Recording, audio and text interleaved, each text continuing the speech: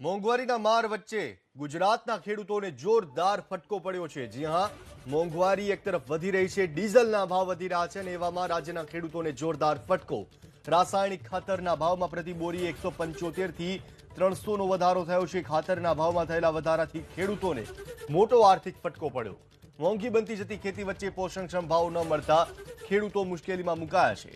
રાસાયણિક ખાતરના ભાવ વધ્યા છે, પ્રતિ બોરી 175 થી 300 નો વધારો થયો છે। મોંઘવારીના મારના કારણે ખેડૂતોને બીજો મોટો ઝટકો લાગ્યો। એક તરફ ઈંધણના ભાવમાં સતત વધારાથી ખેડૂતો કપરી સ્થિતિમાં મુકાયા, ત્યાં હવે રાસાયણિક ખાતરના ભાવમાં વધારો થયો છે।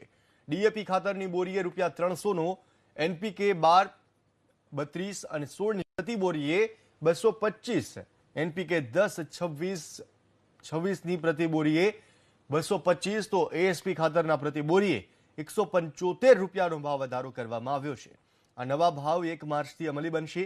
એક તરફ ડીઝલ બાદ હવે ખાતરનો ભાવ વધતા ખેડૂતોને ઉત્પાદનનો ખર્ચ વધ્યો છે।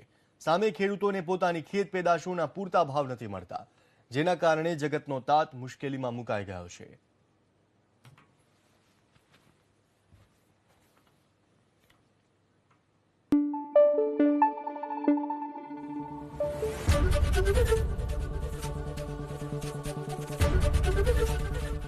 એબીપી અસ્મિતા, ગુજરાતની અસ્મિતા।